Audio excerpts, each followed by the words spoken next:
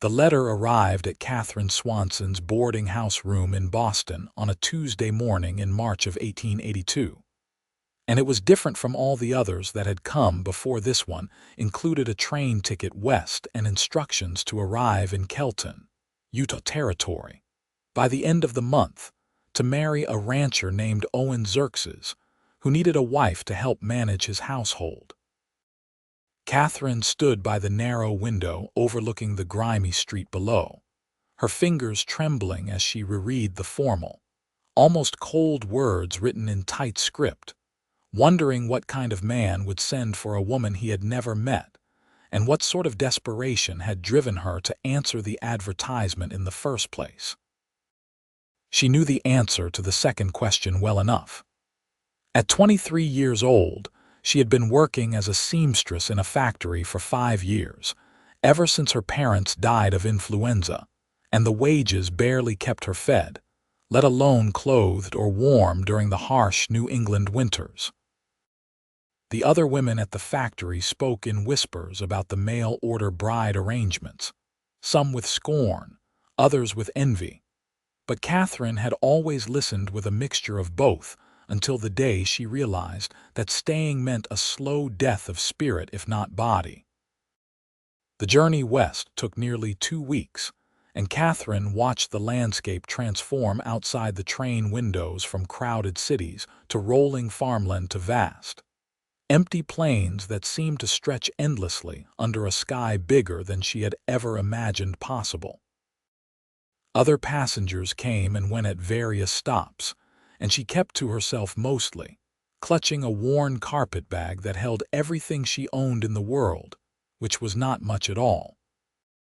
When the train finally pulled into the small station at Kelton, Katherine stepped onto the platform with her heart hammering so hard she thought it might break through her ribs. The town was smaller than she had expected, just a handful of buildings clustered along a dusty main street with the vast emptiness of the Utah Territory spreading out in all directions. The air smelled different here, dry and clean, with a hint of sage and something else she could not name. She scanned the platform for someone who might be Owen Xerxes, expecting perhaps an older man, maybe someone weathered and rough.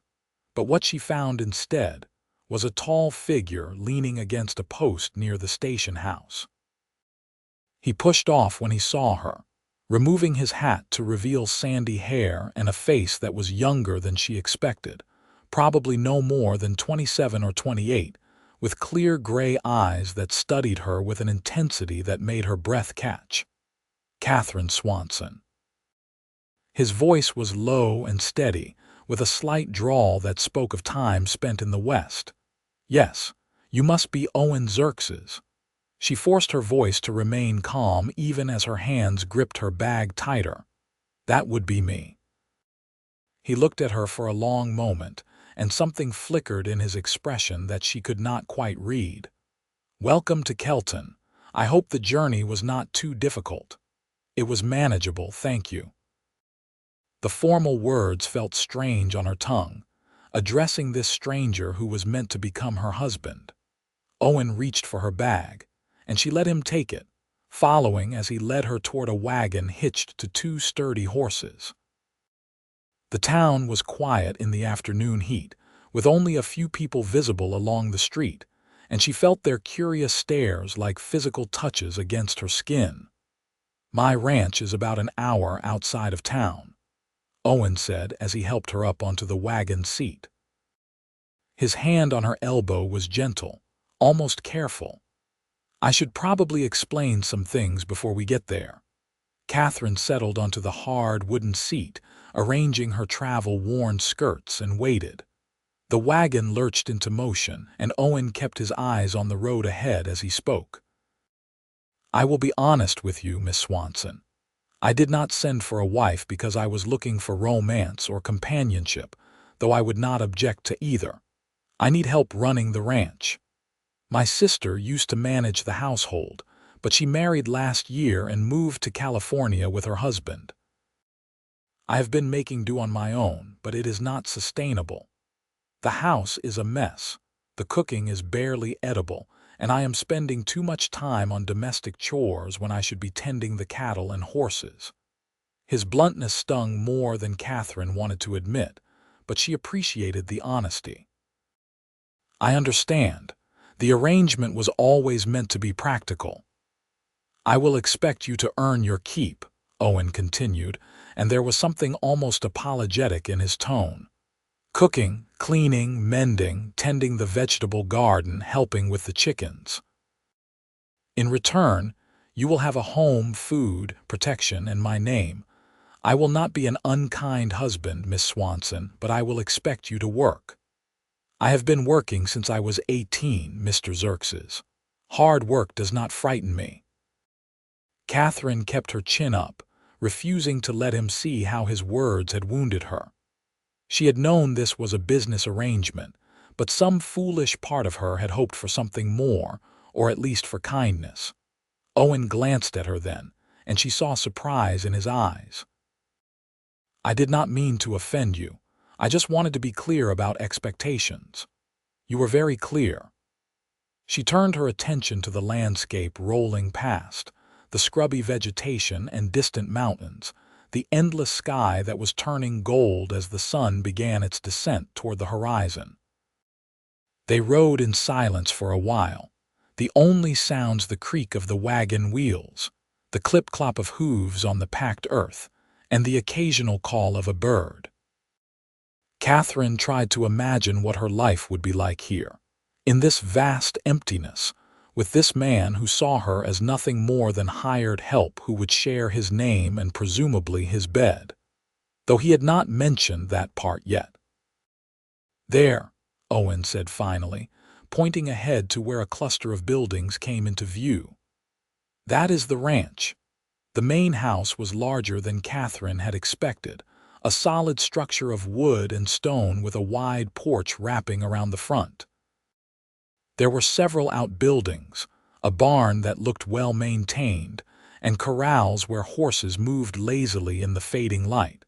It was all neat and orderly, which surprised her given Owen's claims about his domestic failures. "The outside I can manage," Owen said, as if reading her thoughts.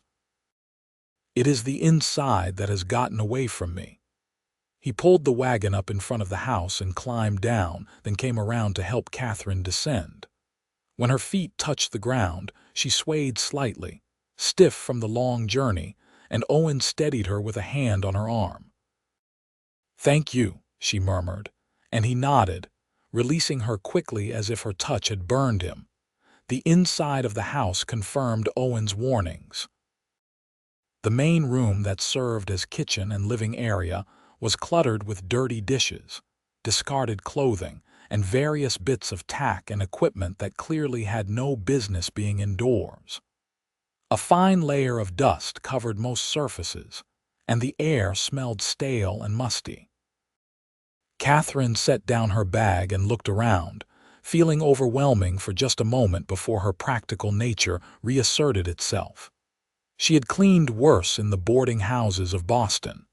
At least here, the mess would be hers to manage, and she would have space and light and air. "I know it is bad," Owen said from behind her.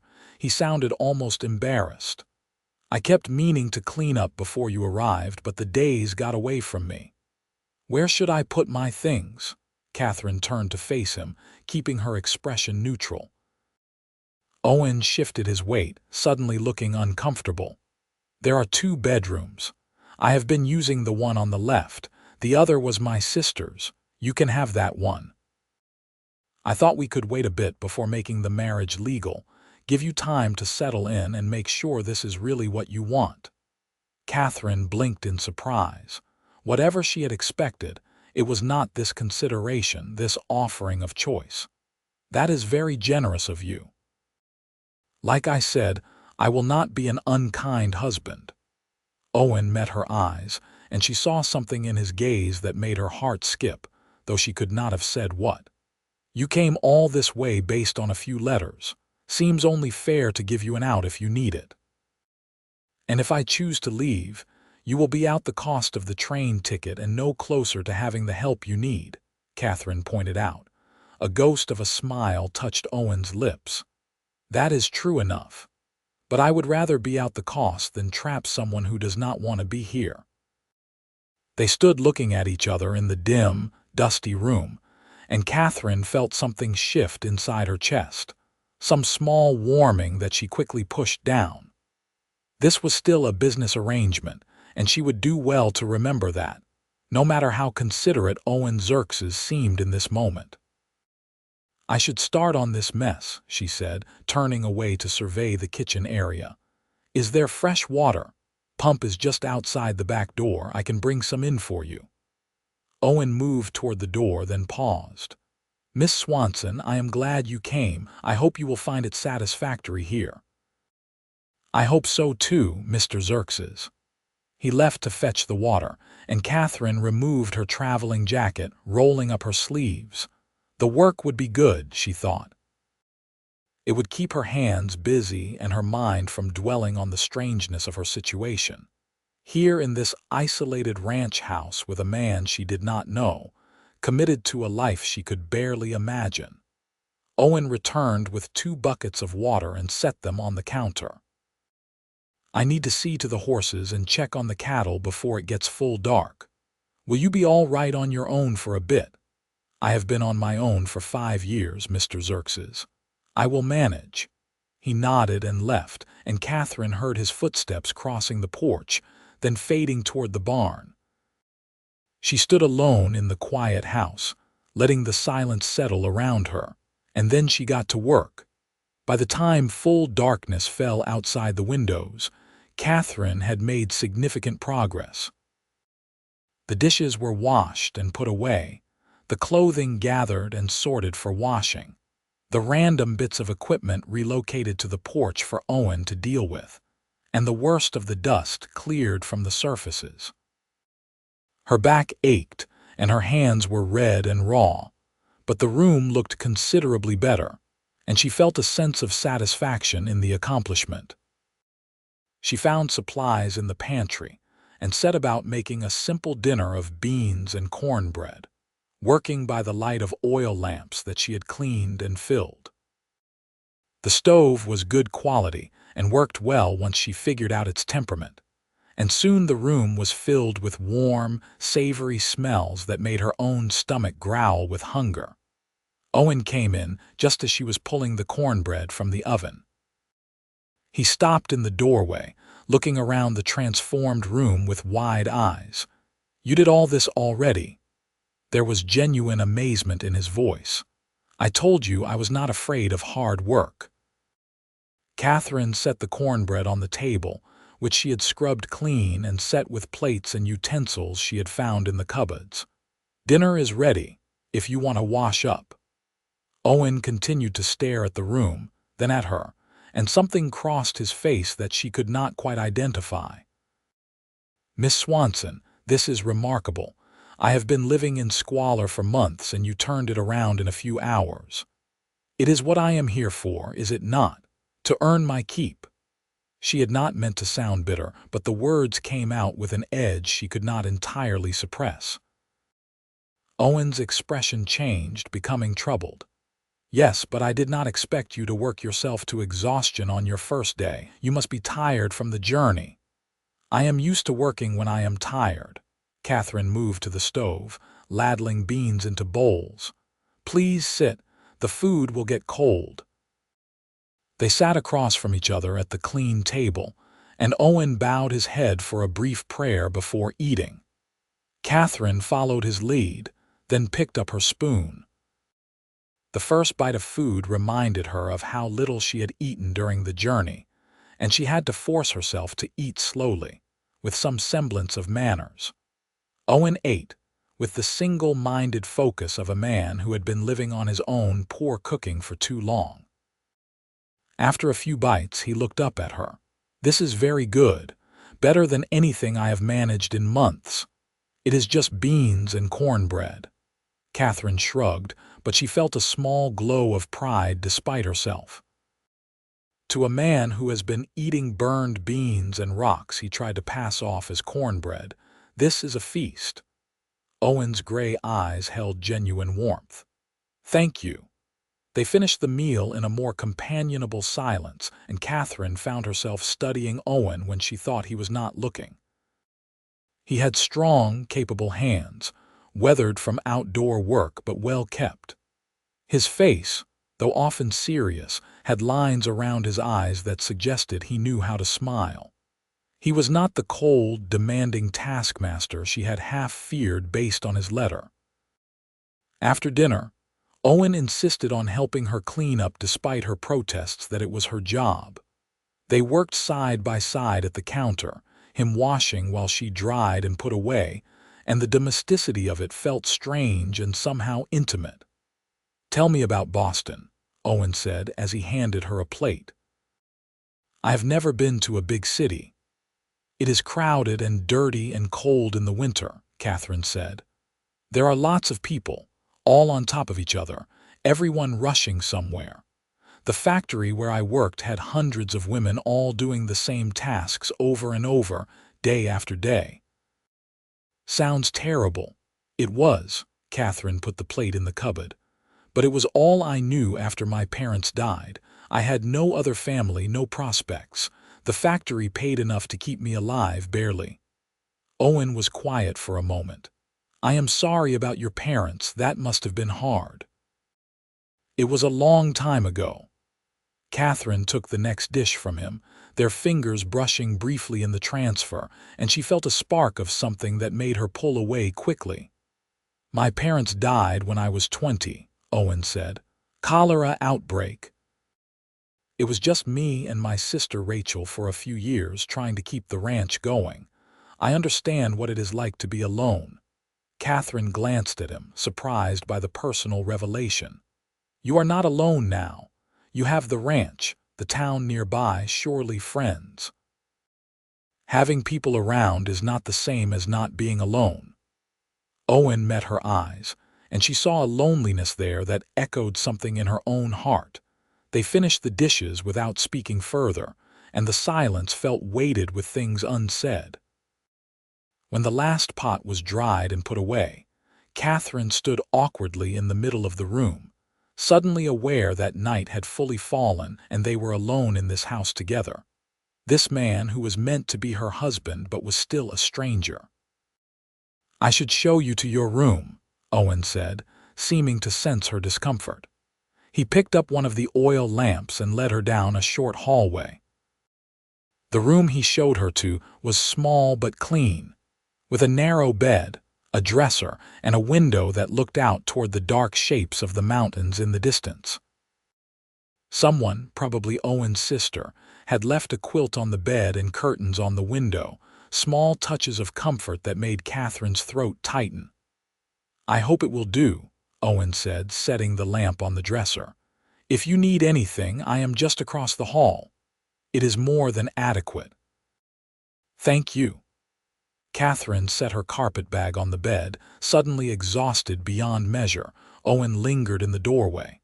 "Miss Swanson, I want you to know that you have already earned far more than your keep today. What you did with the house, the meal, it was more than I had any right to expect. I am grateful you are here." The sincerity in his voice made her eyes sting with unexpected tears, and she turned away so he would not see. "It is my job, Mr. Xerxes, nothing more. Maybe so, but that does not make me any less grateful." He paused, and she heard him shift his weight. "Good night, Miss Swanson. Sleep well.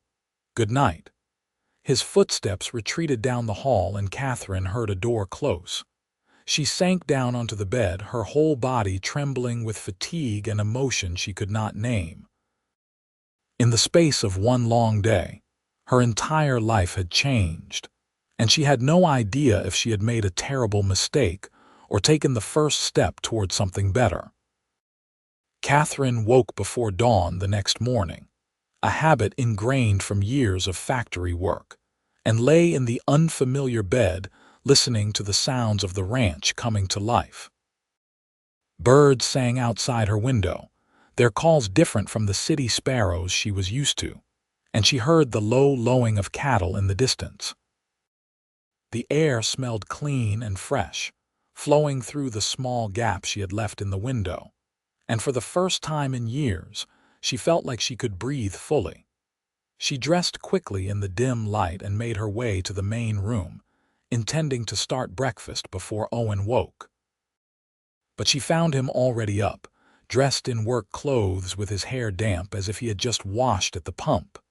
He was attempting to build up the fire in the stove and looked up with a startled expression when she entered. "I did not mean to wake you," he said. "You did not. I am an early riser." Katherine moved to take over the fire building, her experienced hands making quick work of it. "I will handle breakfast. You must have work to do." "I do, but I can help." Owen stood nearby, looking uncertain about whether to stay or go. "Mr. Xerxes, we established yesterday that I am here to manage the household. Please, let me do what I came here to do." Katherine kept her tone gentle but firm. Owen studied her for a long moment, then nodded. "All right, I will be in the barn if you need anything. I usually eat around 7. After he left, Katherine explored the pantry more thoroughly, finding a good supply of basics but little in the way of variety. She made a mental note to ask about getting to town for supplies, then set about making a hearty breakfast of eggs from the chickens she had spotted near the barn, salt pork, and fresh biscuits.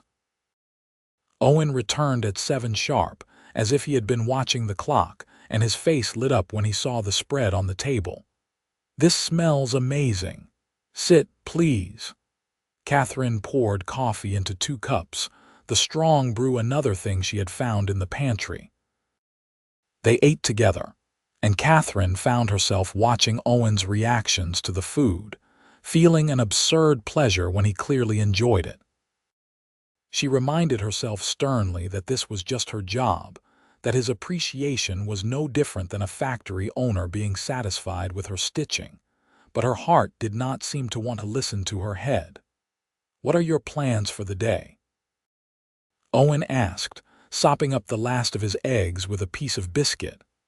"I thought I would tackle the bedrooms, do laundry, work on the rest of the house. I noticed the vegetable garden looks neglected. When would be a good time to start working on that?" Owen looked slightly sheepish. "I have been meaning to get to that for weeks. Rachel had it looking beautiful, but I have let it go to weeds. Whenever you have time would be good." "I will see what I can do today." Katherine stood to clear the plates. "Will you be here for the midday meal?" "Usually I just grab something cold and eat in the field, but if you are cooking, I will make time to come back." Owen carried his own plate to the counter, standing perhaps a bit closer than necessary. "Miss Swanson, I know I keep saying this, but I am truly grateful for your work." "You are paying for it with your name and a home," Katherine replied, keeping her eyes on the dishes.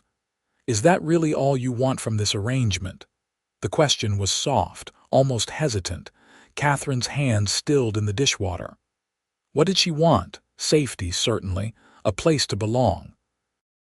But was there more, something she was afraid to even acknowledge to herself?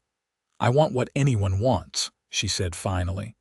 "A life that is better than the one I left behind. I hope I can give you that." Owen's voice was quiet, and when Katherine glanced at him, she saw something in his expression that made her pulse quicken.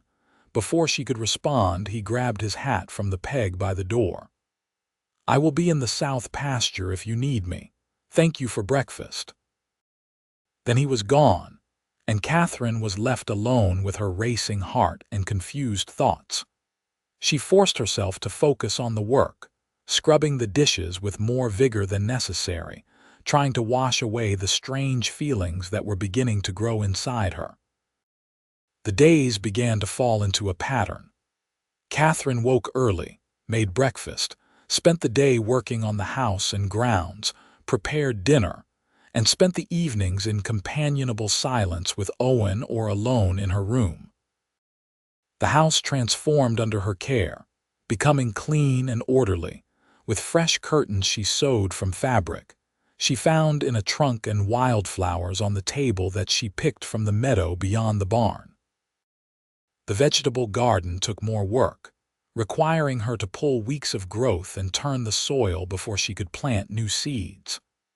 Owen found her there one afternoon, 3 days after her arrival, her skirts pinned up and her hands deep in the rich earth. "You are making progress," he observed, leaning against the garden fence. Katherine sat back on her heels, wiping sweat from her forehead with the back of her hand. "It was in worse shape than I thought, but the soil is good. It will produce well once things start growing." Owen opened the gate and came to crouch beside her. "Here, let me help. This is too much for one person." "You have your own work to do," Katherine protested. "I have hands that can pull weeds same as yours." Owen started working on the next row, and Katherine found herself matching his rhythm. They worked side by side in the warm afternoon sun, and Katherine became acutely aware of Owen's presence beside her.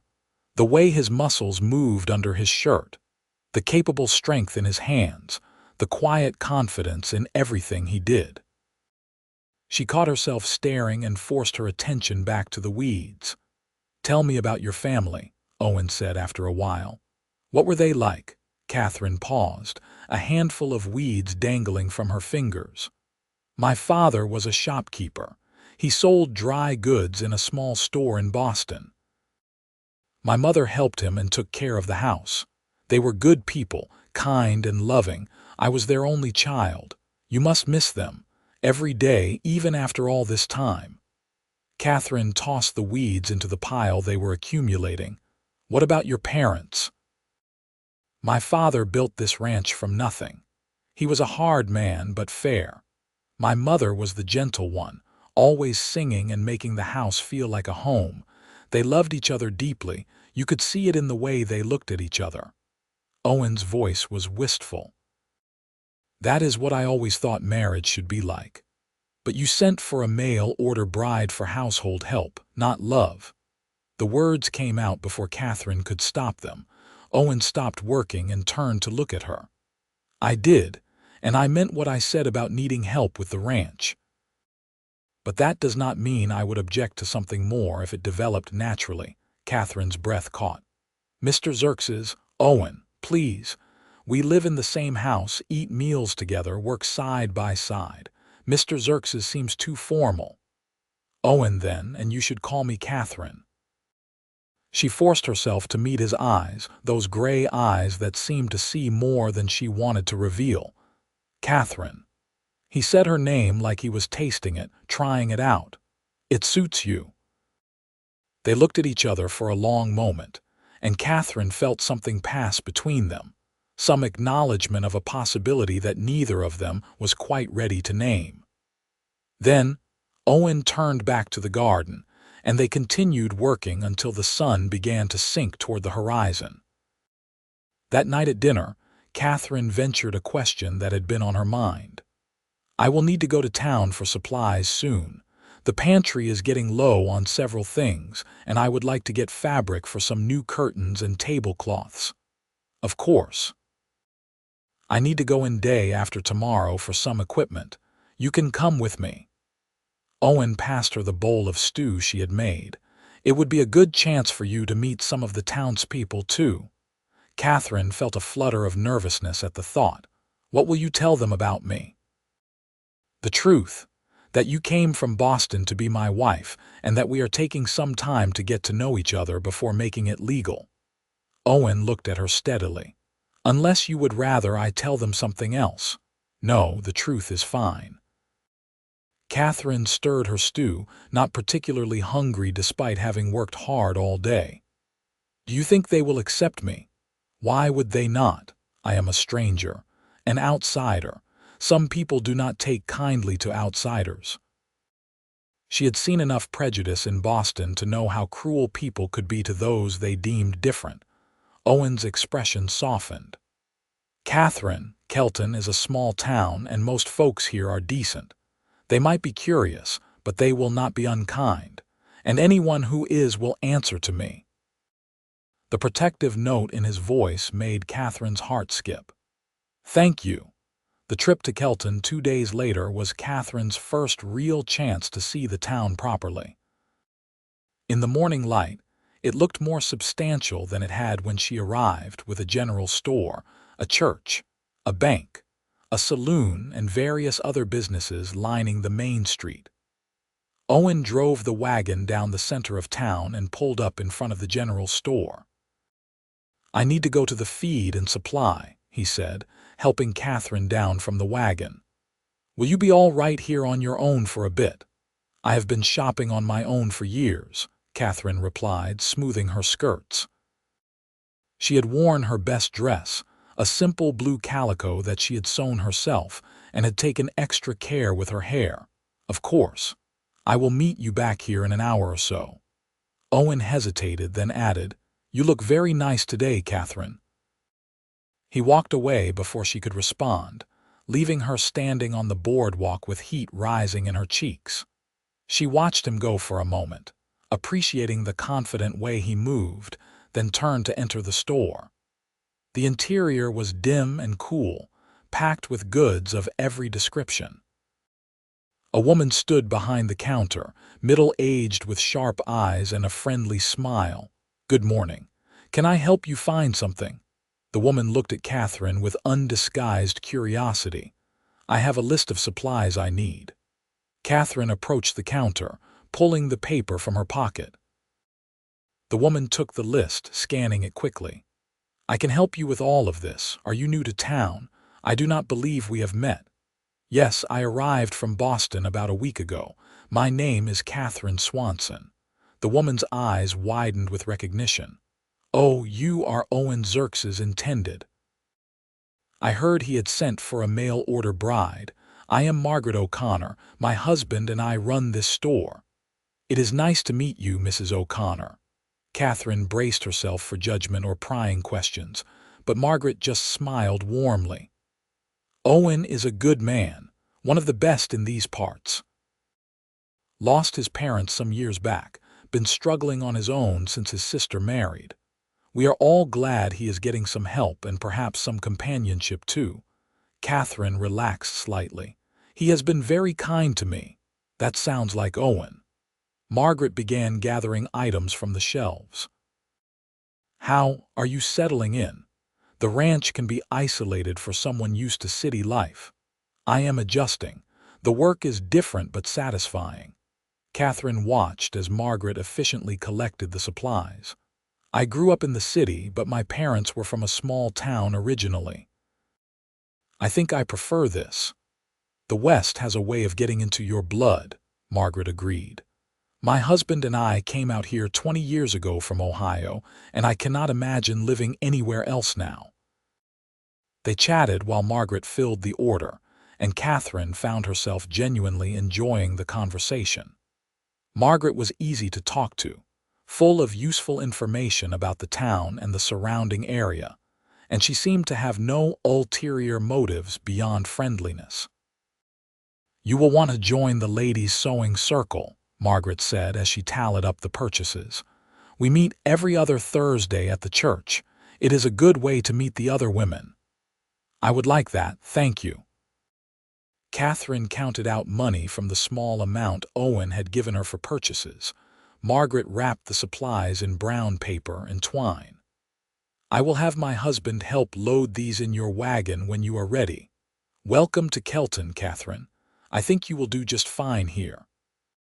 Catherine left the store feeling more optimistic about her new home. She had just stepped back onto the boardwalk when she heard a commotion down the street. A group of men had gathered near the saloon, their voices raised in what sounded like an argument. She tried to ignore it, but then she caught sight of Owen's sandy hair among the crowd, and her heart jumped with concern. Without thinking, she hurried down the boardwalk toward the gathering. "I do not care what you think you saw, Benson. That water belongs to my ranch, and it has for 20 years. Owen's voice was firm but controlled. "Your father might have claimed it, but that does not make it legal. There is no deed that gives you exclusive rights to that creek." The other man, presumably Benson, was older and heavier, with a red face and aggressive stance. My father filed the proper claims, and you know it. Just because your herd is growing does not give you the right to move onto my land. Owen stood his ground, and Katherine could see the tension in his shoulders. Maybe I will just take it to the territorial court, see what they have to say. Benson stepped closer, and several other men moved as if to back him up. Katherine's hands clenched at her sides. She did not fully understand the dispute, but she could see that Owen was outnumbered and that the situation was escalating. Before she could decide whether to intervene or go for help, another voice cut through the tension. "Benson, you are making a fool of yourself." An older man with a sheriff's badge stepped into the circle. "Owen's claim to that water is legal and documented. I have seen the papers myself. Now back off before I run you in for disturbing the peace." Benson glared at Owen for a long moment, then spat into the dust. "This is not over, Xerxes." "Yes, it is." The sheriff's voice was flat and final. "Go home and tend your own land." The crowd began to disperse, and Katherine saw Owen's shoulders relax slightly. He turned and spotted her standing nearby, and something crossed his face, concern and maybe embarrassment. "Katherine, I did not see you there." He came over to her, the sheriff following. "I was at the general store. I heard the commotion." Katherine looked between Owen and the lawman. "Everything is fine. Just a disagreement with a neighbor." Owen's voice was reassuring, but Katherine could see he was still wound tight. The sheriff tipped his hat to Katherine. "Madam, I am Sheriff Thomas Caldwell. You must be Miss Swanson." "Yes, sir," Katherine nodded politely. "Welcome to Kelton, and do not worry about Benson. He is all bluster, no real harm in him, just gets worked up about water rights every summer." The sheriff's eyes were kind. "Owen here can handle himself just fine. I have no doubt." Katherine looked at Owen, trying to read his expression. "I should get back to the office. Owen, Miss Swanson." The sheriff nodded and walked away. Owen let out a long breath. "I am sorry you had to see that. Water disputes are common out here, especially as more ranchers move in. Benson has been pushing at my boundaries for months." "Is he dangerous?" Katherine kept her voice low. "No, just greedy. He wants to expand his operation, and the creek that runs through my property would make that easier. But the land and water rights are mine, legally filed and documented." Owen looked down at her, and his expression softened. "Did you get your shopping done?" "Yes, Mrs. O'Connor was very helpful." Katherine decided to let the subject of Benson drop, sensing Owen did not want to discuss it further.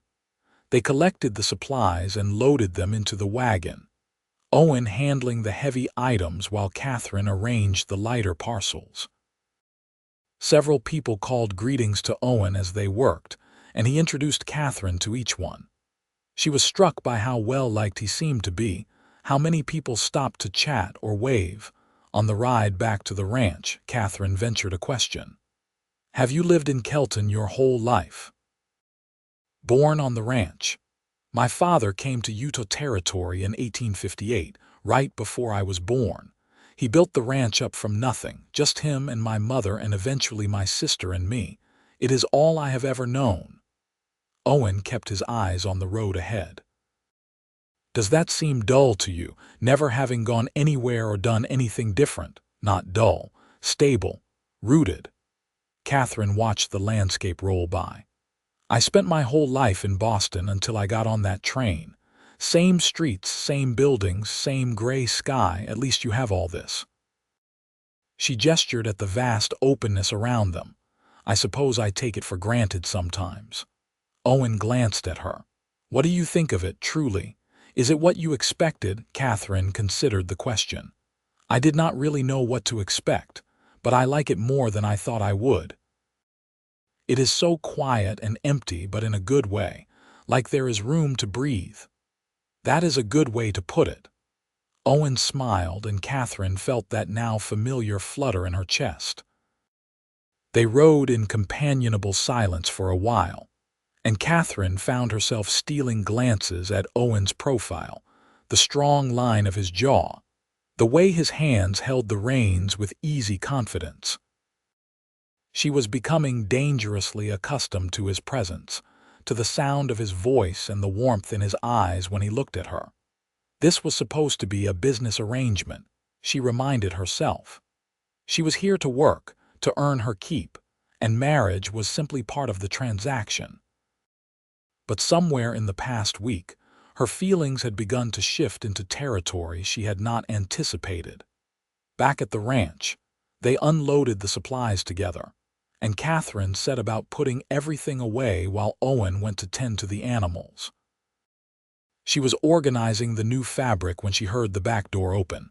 "Katherine," Owen's voice called. "In here." She looked up as he entered the kitchen. He stood in the doorway, his hat in his hands, looking uncharacteristically uncertain. "I wanted to apologize again for what happened in town. I know you came here expecting a peaceful life, and I do not want you to think there will be violence or trouble. Owen, you did nothing wrong. You were defending your property." Katherine set down the fabric. "I'm not so delicate that I cannot handle seeing a disagreement." "I know you are not delicate. You are one of the strongest people I have met." Owen stepped further into the room. "But you have already had so much upheaval in your life. I want you to feel safe here." "I do feel safe, safer than I have in years." The words were true, Katherine realized.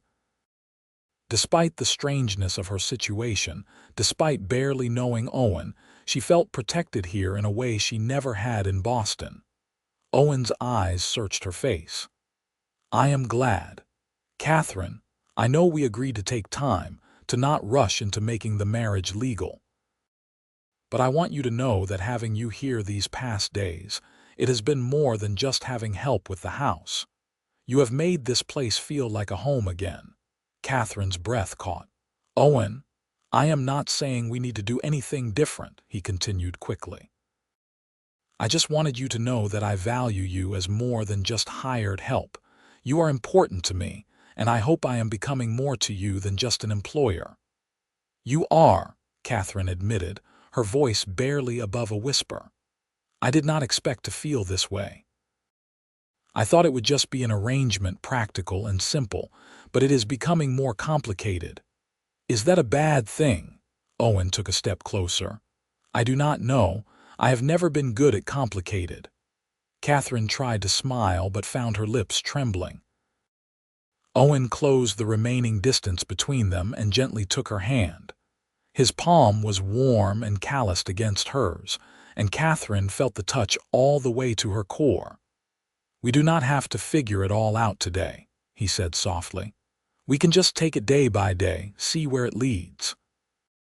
"Day by day," Katherine repeated, looking down at their joined hands. "I can do that." Owen lifted her hand and pressed a gentle kiss to her knuckles, a gesture so tender it made Katherine's eyes sting with tears. Then he released her and stepped back, as if he did not quite trust himself to stay so close. "I should get back to work. Thank you for going to town with me today." He put his hat back on, and Katherine saw color high on his cheekbones. After he left, Katherine stood alone in the kitchen, her hand still tingling where his lips had touched it. She was falling for Owen Xerxes, she realized with equal parts excitement and terror.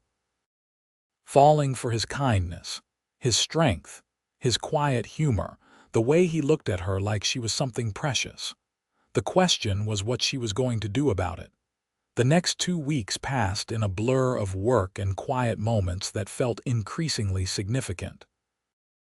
Katherine threw herself into transforming the ranch house, sewing new curtains for every window, scrubbing floors until they gleamed, organizing the pantry with military precision. The vegetable garden began to show the first green shoots of new growth, and the chickens seemed to produce more eggs under her care. But it was the small moments with Owen that filled her thoughts during the long hours of work. The way he always thanked her for meals, as if she had given him a gift rather than simply done her job. The morning she found him attempting to make coffee before she woke, wanting to give her a few extra minutes of rest. The evening they sat on the porch together watching the sunset, not speaking, just existing in the same space with a comfort that felt both natural and profound. Owen found excuses to be near her, helping with tasks that did not require his assistance, asking her opinion on ranch matters, lingering over meals long after the food was gone. Katherine caught him watching her sometimes, his gray eyes holding an expression that made her heart race. The physical awareness between them grew stronger each day. A brush of hands when passing dishes. Owen's steadying grip on her elbow when she stumbled on the porch steps. The way Katherine found herself noticing the muscles in his arms when he lifted heavy items, or the way his hair curled slightly when damp with sweat. They were dancing around something inevitable, and both of them knew it. The breaking point came on a Saturday evening, 3 weeks after Katherine's arrival. She had spent the day doing laundry, a massive undertaking that left her exhausted and her back aching.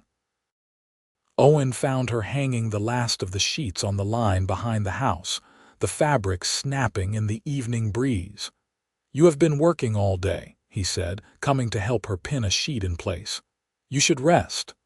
"I am almost done." Katherine reached for another sheet, but the basket was too far away, and when she stretched for it, her tired back spasmed with pain. She gasped and stumbled. Owen caught her immediately, his arms coming around her waist to steady her. "Katherine, what is wrong?" "Just my back. I overextended." Katherine gritted her teeth against the pain, embarrassed by her weakness. "Come inside. You need to sit down." Owen kept his arm around her, supporting most of her weight as he guided her toward the house. He settled her in one of the chairs at the kitchen table, then stood looking down at her with concern. "What can I do?" "Nothing. It will pass in a few minutes. I just need to rest." Katherine tried to sit up straighter and winced. Owen disappeared into his bedroom and returned with a small jar. "This is liniment. Rachel used to use it when her back hurt from gardening. It might help." Katherine looked at the jar, then at Owen, suddenly very aware of what using it would entail. "I can manage, thank you." "Katherine, you can barely move. Let me help." Owen's voice was gentle but firm. They looked at each other for a long moment, and Katherine saw in his eyes that he understood the significance of what he was offering. Physical touch, intimacy, a crossing of the careful lines they had maintained. "All right," she whispered. Owen knelt beside her chair and opened the jar. The sharp, medicinal smell of the liniment filled the air. "You will need to turn around so I can reach your back." Katherine shifted in the chair, presenting her back to him. She heard Owen take a breath, then felt his hands at the buttons of her dress. He worked slowly, carefully, unfastening only enough to expose her upper back while maintaining her modesty. The fabric slipped down, leaving her shoulders bare except for her chemise. Owen's hands were warm as he applied the liniment, his touch gentle despite the strength in his fingers. He worked the medicine into her sore muscles, and Katherine had to bite her lip to keep from making sounds that would reveal how his touch affected her. "Tell me if I hurt you," Owen murmured, his voice rough. "You are not hurting me." Katherine closed her eyes, letting herself feel his hands on her skin, the care in his touch, the tenderness that transcended the medicinal purpose of what he was doing. Owen worked in silence for several minutes, his hands moving over her shoulders and upper back with increasing confidence. Katherine felt the pain begin to ease, but she also felt something else building between them, a tension that had nothing to do with sore muscles. "Better?" Owen asked softly, his hands stilling on her shoulders. "Yes, thank you." Katherine's voice came out breathless. Owen's hands lingered for a moment, then he began to refasten her dress. His fingers fumbled slightly with the buttons, and Katherine realized he was as affected by the moment as she was. When he finished, she turned to face him and found him still kneeling beside her chair, his face level with hers. They were close enough that she could see the flecks of darker gray in his eyes, could feel his breath against her cheek. "Katherine," Owen said, and her name on his lips sounded like a prayer.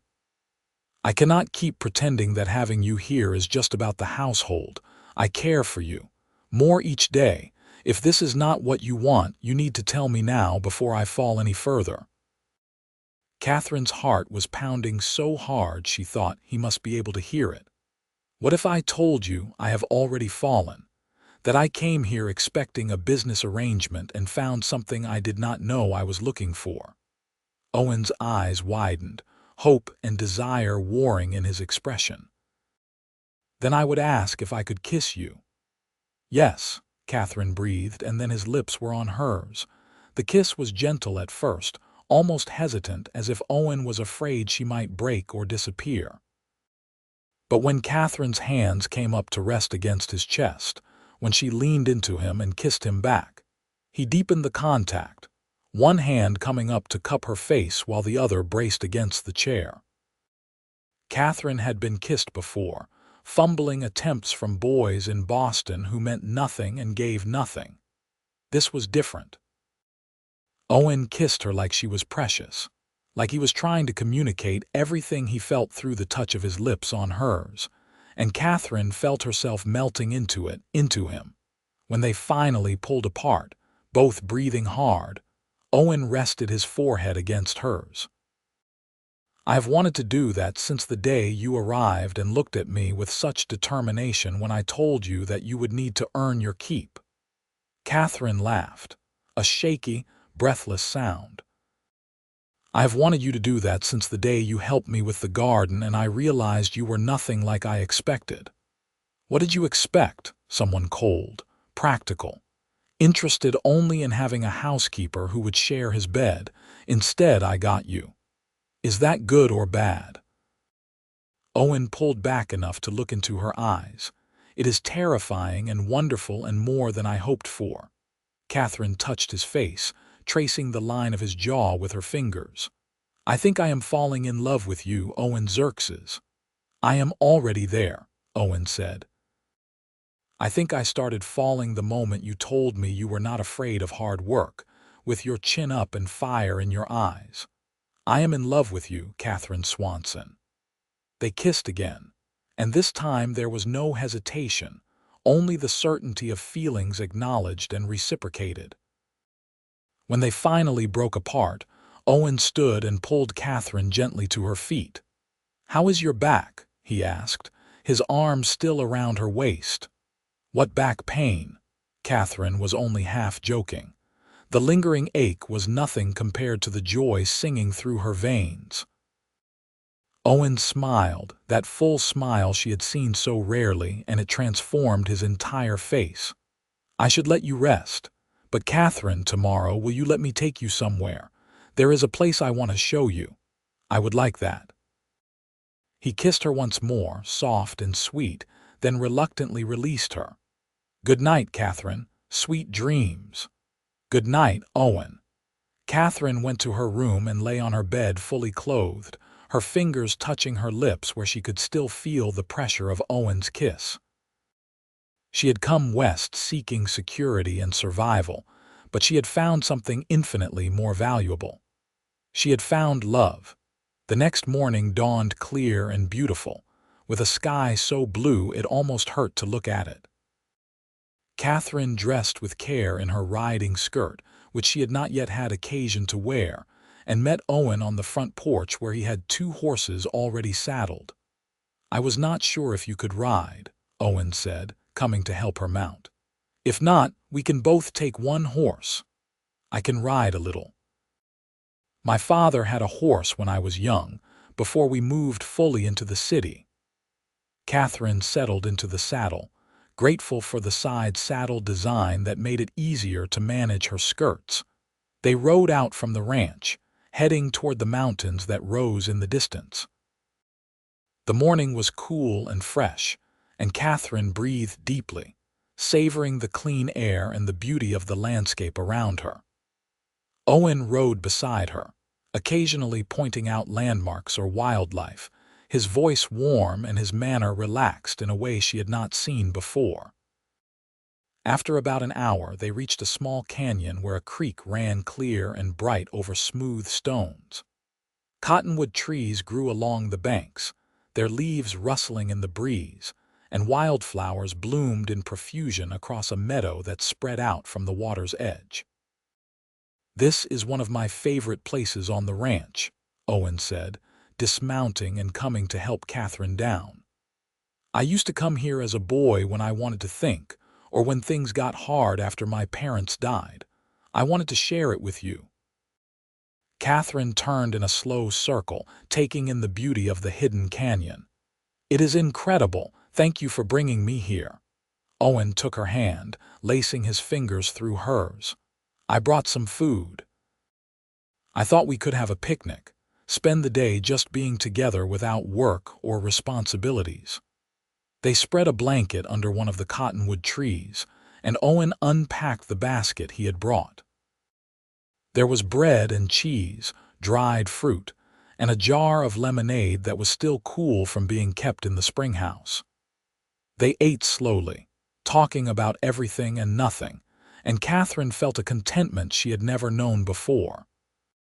"Tell me about your dreams," Owen said, lying back on the blanket and looking up through the tree branches. "What did you hope for when you were young, before life got hard?" Katherine considered the question, thinking back to the girl she had been before her parents died. "I wanted a family. A home full of love and laughter, children, a husband who cared for me. Simple things, I suppose, but they seemed impossible after I lost my parents. What about you?" "Much the same. I always knew I would run the ranch, that was never in question. But I wanted someone to share it with, someone who would love this land the way I do and help me build something lasting." Owen turned his head to look at her. "I think I have found that with you." "We have only known each other for 3 weeks, Katherine pointed out, though her heart swelled at his words. "Sometimes 3 weeks is enough to know. I have never felt about anyone the way I feel about you." Owen sat up, his expression serious. "Katherine, I know we talked about taking time, about not rushing into making the marriage legal, but I do not want to wait any more. I want you to be my wife in every sense of the word, if you will have me." Katherine's breath caught. "Are you proposing to me properly?" "I suppose I am, though I am making a mess of it." Owen took both her hands in his. "Katherine Swanson, would you do me the honor of becoming my wife? Not because of an arrangement or an advertisement, but because we have found something real and worth holding on to." Tears sprang to Katherine's eyes, but they were happy tears, joyful tears. "Yes, yes, Owen, I will marry you." Owen pulled her into his arms, kissing her deeply, and Katherine wrapped her arms around his neck, pouring all her love and hope and happiness into the kiss. When they finally broke apart, both were smiling so broadly it almost hurt. "When?" Katherine asked, suddenly eager to have it settled, to truly belong here with him. "As soon as you want. We can go to town tomorrow, talk to the preacher, make it legal." Owen cupped her face in his hands.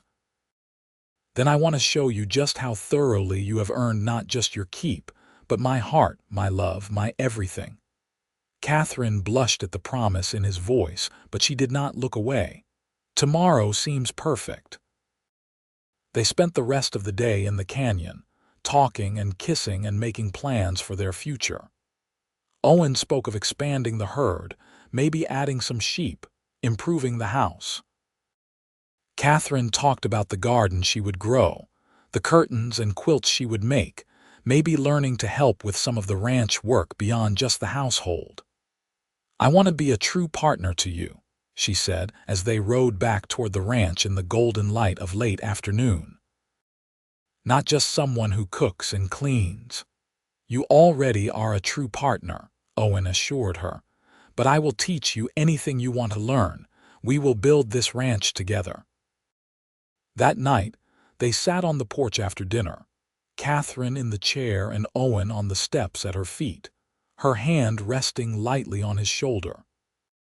The stars were beginning to appear in the darkening sky, more stars than Katherine had ever seen in her life, a brilliant canopy that seemed to go on forever. "Are you nervous?" Owen asked softly. "About tomorrow, a little," Katherine admitted, "but mostly I am just happy. Happier than I have been in years, maybe ever."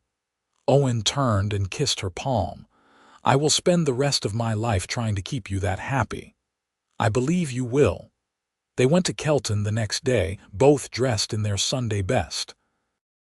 The preacher, a kindly man named Reverend Matthews, performed the ceremony in the small church with Margaret O'Connor and her husband as witnesses. Katherine wore a simple white dress she had sewn from fabric she brought from Boston, saving it for she did not know what until this moment, and Owen wore a suit that had been his father's. When the Reverend pronounced them husband and wife and told Owen he could kiss his bride, Katherine felt tears of joy streaming down her face as Owen pulled her into his arms. The kiss was tender and full of promise, and when they broke apart, Katherine saw that Owen's eyes were also wet. "I love you, Mrs. Xerxes," he whispered against her ear. "I love you too, husband."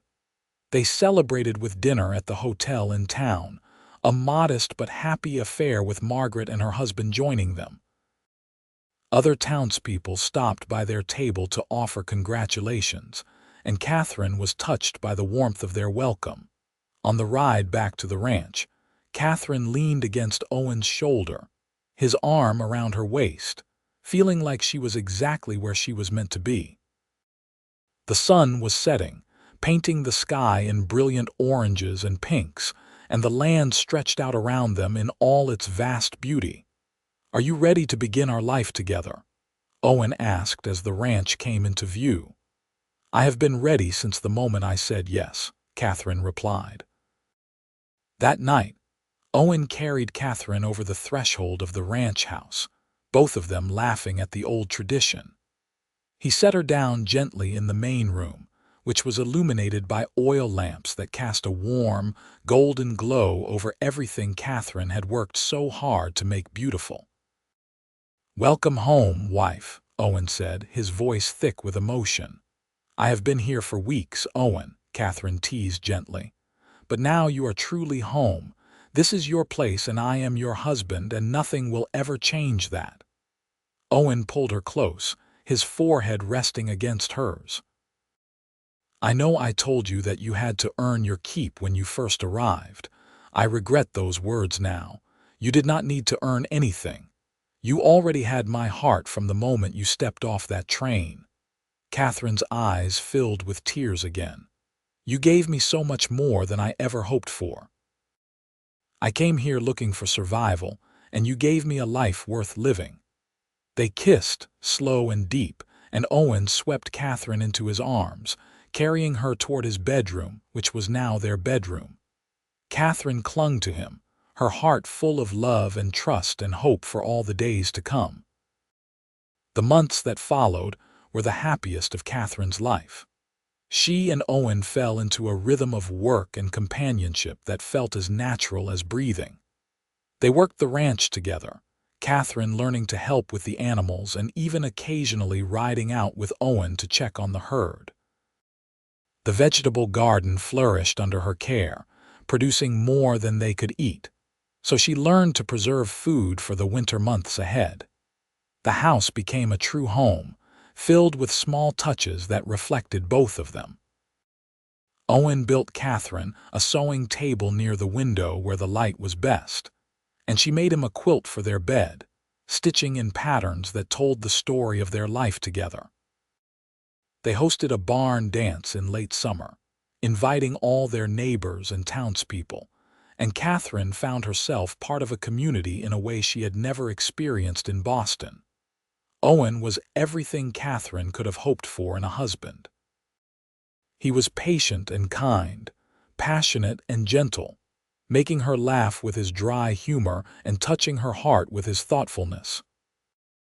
He continued to thank her for meals even months into their marriage, continued to help with household tasks without being asked, continued to look at her like she was the most precious thing in his world. The dispute with Benson over water rights flared up occasionally, but Owen handled it with calm determination, and the sheriff continued to uphold Owen's legal claim. Katherine learned not to worry too much about it, trusting in Owen's capability and the law. Winter came early to the Utah Territory that year, bringing deep snows that isolated the ranch for weeks at a time. But Katherine did not mind. The house was warm and well-stocked, and being snowed in with Owen felt more like a gift than a hardship. They spent long evenings by the fire, reading aloud to each other, playing cards, talking about everything under the sun. It was during one of those snowy evenings in January of 1883 that Katherine realized she had not had her monthly courses in some time. She sat very still by the fire, her sewing forgotten in her lap as she counted back the weeks and realized what it might mean. Owen noticed her stillness. "Katherine, are you all right? I think I might be with child," she said softly, hardly daring to hope. Owen's face went through a series of expressions, shock and joy and wonder all fighting for dominance. "Truly? Are you certain?" "Not certain, but fairly sure. I should know for sure in another few weeks." Katherine set aside her sewing and went to sit beside Owen on the floor in front of the fire. He pulled her into his arms, holding her tight. "A baby, our baby, Katherine, I cannot even find the words." "Are you happy?" Katherine pulled back to look into his face. Happy does not begin to cover it. Owen kissed her forehead, her cheeks, her lips. "You have given me everything I ever wanted. A home, a partner, and now a child. How did I get so fortunate?" "I am the fortunate one," Katherine insisted. "I could have ended up anywhere with anyone. Instead, I got you." They held each other in front of the fire, talking quietly about names and nurseries and all the changes a baby would bring. Katherine felt a peace settle over her soul, a certainty that this was right, that she was exactly where she belonged. The doctor in Kelton confirmed Katherine's pregnancy in February, predicting a birth sometime in late August or early September. Owen fussed over Katherine constantly after that, insisting she not overwork herself, bringing her tea and cushions and anything else he thought might make her more comfortable. "Owen, I am pregnant, not ill," Katherine finally protested one evening in March. "Women have been having babies since the beginning of time while still managing their households. But you are my wife, carrying my child, and I will take care of you whether you think you need it or not," Owen replied stubbornly. Katherine laughed and pulled him down for a kiss. "You are impossible. You love me anyway." "I do. More than I ever thought possible." As Katherine's pregnancy progressed, the whole town seemed to take an interest. The women of the sewing circle threw her a quilting bee, each person contributing a square to a beautiful quilt for the baby's cradle. Margaret O'Connor brought over baby clothes her own children had outgrown, refusing to take any payment. Even Sheriff Caldwell stopped by the ranch one day with a wooden rocking horse he had carved. "Every baby needs a good toy," he said gruffly when Katherine tried to thank him. Owen built a cradle from wood he had been saving for years, sanding it until it was smooth as silk and decorating it with carved designs of horses and mountains. He set it up in their bedroom, and Katherine would often find him standing over it with a wistful expression, running his hand over the wood as if he could hardly believe it would soon hold their child. Summer arrived hot and dry, and Katherine grew large and uncomfortable. But even in her discomfort, she was happy, watching her body change and feeling the baby move inside her, knowing that soon she would hold the physical manifestation of the love she and Owen shared. On a sweltering evening in early September, Katherine felt the first pains. Owen had been out checking on the cattle, and when he returned to find her leaning against the kitchen counter, breathing hard through a contraction, his face went pale. "Is it time?" His voice was strangled. "I think so. You need to go get the doctor." Katherine forced herself to smile reassuringly despite the pain. "It will be hours yet. First babies always take a long time." Owen looked torn between staying with her and going for help. Katherine made the decision for him. "Go. I will be fine until you get back. But do not take too long." She reached out and squeezed his hand. Owen kissed her hard and fast, then ran for his horse. Katherine heard him galloping away, and then she was alone with the pain and the anticipation. She had helped deliver a few babies back in Boston, neighbors and friends who needed an extra pair of hands, so she knew basically what to expect. But knowing and experiencing were two very different things. She prepared as best she could, gathering clean linens and water, changing into a nightgown, and settling into the bed to wait. The contractions came and went, growing stronger and closer together, and Katherine focused on breathing through them, on staying calm, on thinking about the baby she would soon hold. Owen returned with the doctor just as the sun was setting, and Katherine had never been so relieved to see anyone in her life. Dr. Harrison was a competent, no-nonsense man in his 50s who had delivered most of the babies in Kelton for the past 20 years. "Let us see how you are doing, my dear," he said, setting down his bag. Owen hovered anxiously until the doctor shooed him out of the room. "You can come back when it is over. Right now you will just be in the way." Katherine labored through the night, with the doctor checking on her periodically and offering encouragement. It was hard, painful work, harder than anything Katherine had ever done, and there were moments when she wondered if she had the strength to continue. But then she would think of Owen waiting anxiously in the other room, of the baby fighting to be born, and she found reserves of strength she did not know she possessed. As dawn broke outside the window, the doctor told her it was time to push. Katherine bore down with everything in her, again and again, until finally, with a last tremendous effort and a cry that echoed through the house, the baby slipped free. The sound of an infant's wail filled the room, strong and healthy, and Katherine collapsed back against the pillows, exhausted and elated. "You have a son, Mrs. Xerxes," Dr. Harrison announced, wrapping the baby in a clean cloth and placing him in Katherine's arms. "A fine, healthy boy." Katherine looked down at the tiny, red-faced creature in her arms and felt her heart expand to a size she had not thought possible.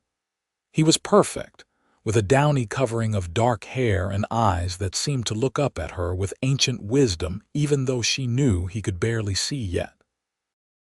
"Owen," she called, her voice hoarse. "Come meet your son."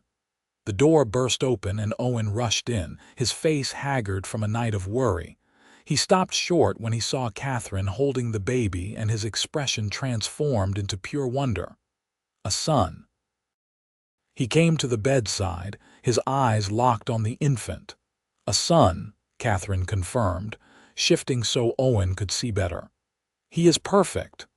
Owen reached out a tentative hand and touched the baby's tiny fingers. The infant's hand curled around Owen's finger, and Katherine saw tears streaming down her husband's face. "He is so small," Owen whispered, "and so perfect. Katherine, you did this. You made this miracle." "We made him together," Katherine corrected, exhaustion making her voice soft. The doctor finished his work and quietly let himself out, telling Owen he would be back to check on them the next day. Owen climbed carefully onto the bed beside Katherine, and together they looked down at their son. "What should we name him?" Katherine asked. They had discussed names throughout the pregnancy but had never quite settled on one. Now, looking at the baby, Katherine found she knew exactly what his name should be. "Oliver," she said. "Oliver Thomas Xerxes, Thomas after your father." Owen's eyes, already wet, filled with fresh tears. My father would have been so proud. Oliver. Yes, it is perfect. The baby, as if recognizing his name, made a small sound and nestled closer to Catherine's chest. She felt her heart overflow with love for this tiny person, this new life that represented the best of her and Owen combined. The first weeks with a newborn were exhausting and overwhelming and absolutely wonderful. Oliver was a good baby for the most part, though he had his fussy moments like any infant. Katherine was grateful for her experience in Boston, which meant she was not completely unprepared for the demands of caring for a newborn. But nothing could have truly prepared her for the depth of love and protectiveness she felt. Owen was a devoted father from the very first moment. He would pace the floor with Oliver for hours when the baby was fussy, singing old cowboy songs in his rough voice. He helped with diaper changes and midnight feedings, insisting that Katherine needed her rest too. Katherine would often wake in the night to find Owen standing over the cradle, just watching their son sleep with an expression of such tenderness it made her want to cry. Margaret O'Connor and the other women from town took turns coming out to the ranch to help in those early weeks, bringing food and advice, and an extra pair of hands when needed. Katherine was touched by their generosity and care, feeling more than ever that she had found not just a husband and home, but a true community. As Oliver grew, his personality began to emerge. He was a happy baby, quick to smile and curious about everything.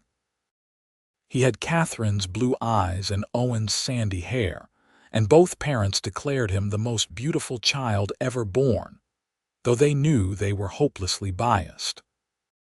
The ranch continued to thrive under Owen's careful management, and Katherine learned to balance caring for Oliver with managing the household. It was not always easy, and there were days when she felt overwhelmed and exhausted, but Owen was always there to support her, to take the baby so she could rest, to tell her she was doing a wonderful job even when she felt like she was barely keeping things together. Oliver's first Christmas was a special celebration. Owen cut down a small pine tree and set it up in the main room, and Katherine decorated it with strings of dried berries and paper stars she made. They gave Oliver a set of wooden blocks that Owen had carved and sanded smooth. Though at 5 months old, he was more interested in trying to eat them than stack them. On Christmas morning, as they sat together in front of the tree with Oliver on a blanket between them, Katherine looked at her husband and son and felt such a surge of gratitude and joy that she had to speak it aloud. This time last year, I could not have imagined this. Being here with you with Oliver, having a family and a home and so much love. I came here expecting to earn my keep through hard work, and instead I found everything I ever dreamed of. Owen reached across the baby to take her hand. You did earn it, Katherine. Not through cooking and cleaning, though you do those things beautifully. You earned my heart by being exactly who you are, brave and strong and kind and full of love. You earned Oliver by going through the hardship of bringing him into this world. You have earned every good thing, and I will spend the rest of my life making sure you know that. They kissed over their sleeping son, and Katherine felt the truth of Owen's words settle into her bones. She had come west on a leap of faith, answering an advertisement from a stranger, and she had found her home. The years that followed were full of the normal joys and challenges of raising a family and running a ranch. Oliver grew into a sturdy, energetic boy who loved following his father around the ranch and helping with whatever tasks he was deemed big enough to handle. When he was 3, Katherine gave birth to a daughter they named Emily Rose, and 2 years after that, another son they called James. The ranch house that had once felt too big and empty was now filled with the sounds of children laughing and playing, with toys scattered across the floor and little jackets hanging on the pegs by the door. Katherine sometimes thought back to that first day when she arrived in Kelton, uncertain and afraid, and marveled at how much had changed. Benson's challenges over the water rights eventually stopped when he sold his ranch and moved to Nevada.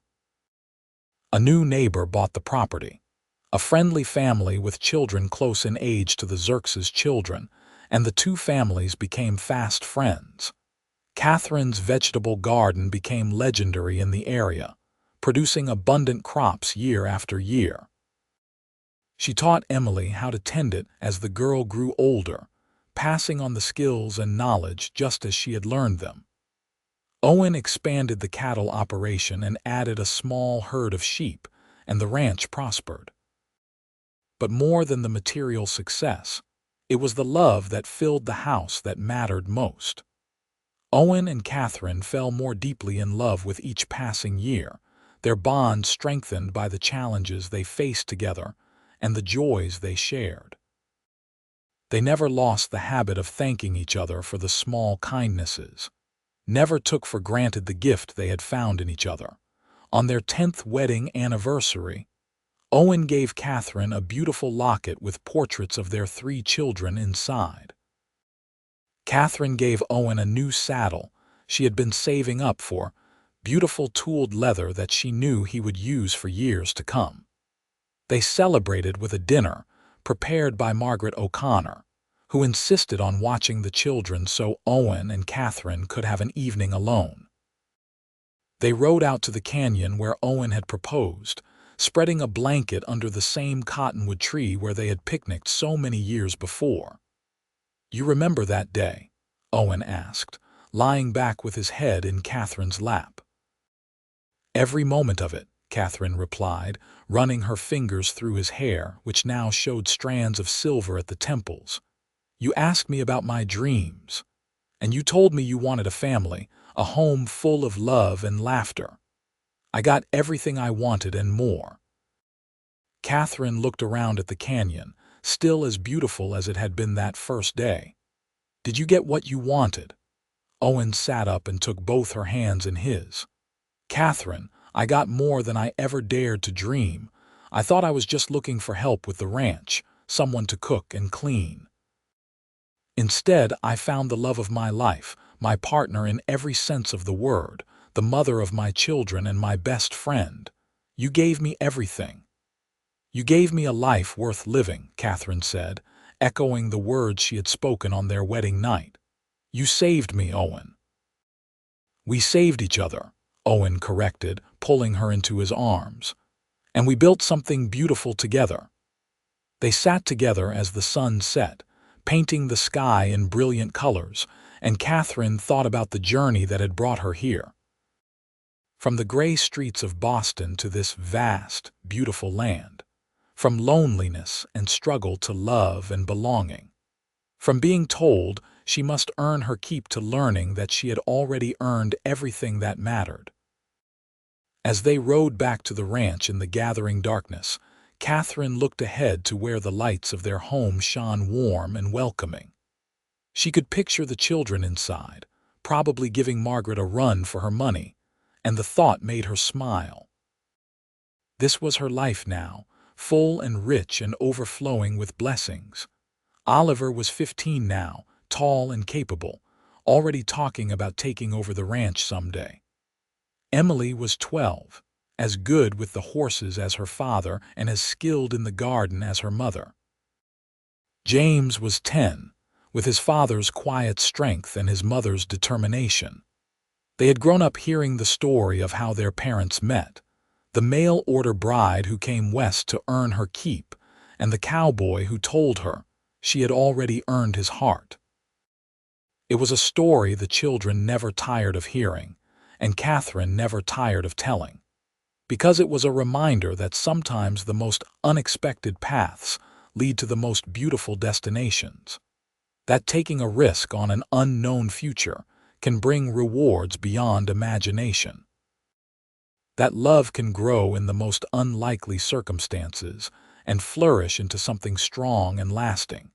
Katherine had answered an advertisement in desperation, seeking nothing more than survival.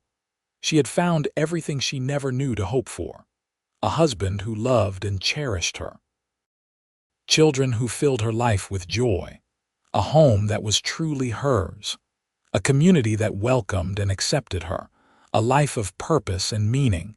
She had earned her keep through hard work, yes.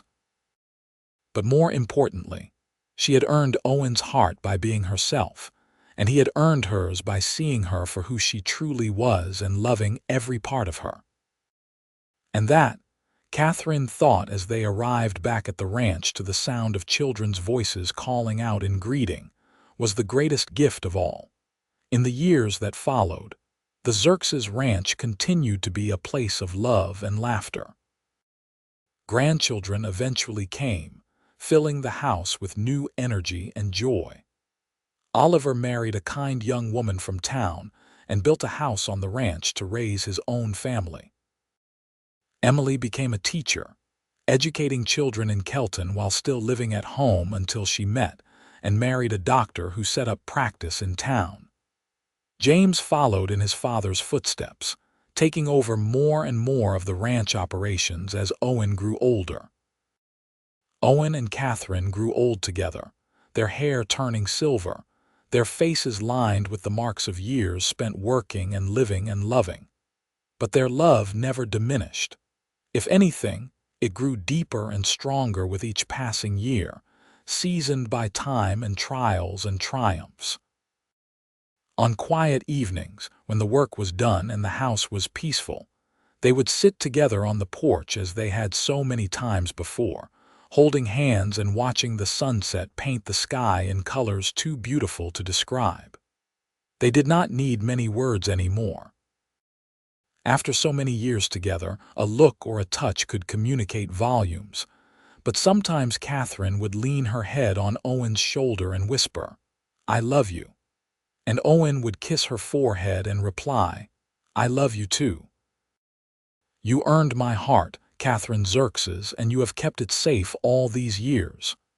"You gave me a life I could not have imagined," Katherine would respond. "You gave me everything."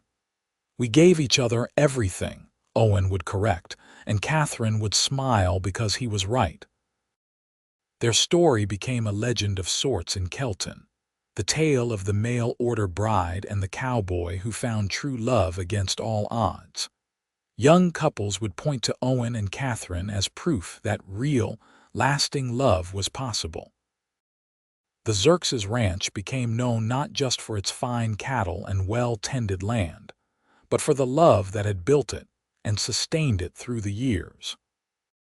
When Owen finally passed away at the age of 78, surrounded by his children and grandchildren with Katherine holding his hand, his last words were, "Thank you for saying yes that day in the canyon. Thank you for building this life with me. I have loved you every day since you stepped off that train." Katherine lived for 5 more years, surrounded by the family she and Owen had created, continuing to tend her garden and tell stories to her grandchildren. When her time came, she went peacefully in her sleep, and those who knew her said she had a smile on her face, as if she was seeing someone she loved waiting for her. They buried Katherine next to Owen on a hill overlooking the ranch, where they could forever watch over the land they had built together and the family they had created.